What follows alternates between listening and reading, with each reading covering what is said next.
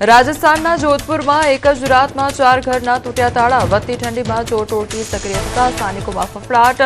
મોં ઢાંકીને સ્કૂટર પર આવેલા ચોર સીસીટીવીમાં કેદ. ગણતરીની મિનિટોમાં ચોરીને થયા ફરાર. મધ્યપ્રદેશના નીમુચમાં કરિયાણાની દુકાનમાંથી કાજુની ચોરી. ગ્રાહકોના સ્વાંગમાં આવેલી મહિલાઓએ દુકાનદારને વ્યસ્ત રાખી બહાર મૂકેલા 3 કિલો કાજુના ડબ્બાની કરી ઉઠાંતરી. કપડામાં ડબ્બો છુપાવતી મહિલા ચોર સીસીટીવીમાં કેદ થઈ. સુરત એરપોર્ટ પરથી હાઇબ્રિડ ગાંજાની હેરાફેરીનો પર્દાફાશ. બેંકોકથી આવેલા મુસાફર પાસેથી ડીઆરઆઈની ટીમે 1.68 કિલો હાઇબ્રિડ ગાંજાનો જથ્થો જપ્ત કર્યો. બાતમીના આધારે તપાસ કરતા 24 વેક્યુમ પેક્ડ પારદર્શક પોલિથીન પેકેટ્સ મળી આવ્યા. એફએસએલની ટીમે તપાસ કરતા પેકેટમાં લીલા રંગનો પદાર્થ કેનાબિસ હોવાની મળી સાબિતી અને પ્રતિબંધિત ગાંજો લઈને આવનાર મુસાફરની શરૂ કરાઈ પૂછપરછ. ગુજરાતના ડ્રગ સપ્લાયર માટે બેંકોકથી ગાંજો લાવતો હોવાનો મુસાફરે કર્યો સ્વીકાર.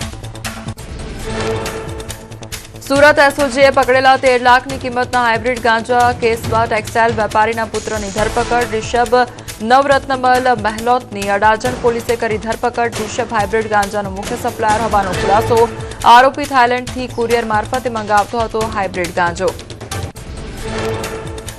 બજારમાંથી ઘી લેતા પહેલા સાવધાન. પાલનપુરમાંથી ફરીવાર લાખોનું શંકાસ્પદ ઘી ઝડપાયું. ચંડીસર જીઆઈડીસીમાં ફૂડ એન્ડ ડ્રગ્સ વિભાગની રેડ.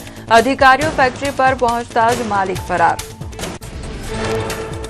ફેક્ટરીમાં લાખો રૂપિયાનો શંકાસ્પદ ઘીનો જથ્થો મળી આવ્યો. ફૂડ વિભાગે પોલીસને બોલાવી આગળની કાર્યવાહી હાથ ધરી. અગાઉ આ જ ફેક્ટરીમાંથી ઝડપાયું હતું 35 લાખનું શંકાસ્પદ ઘી.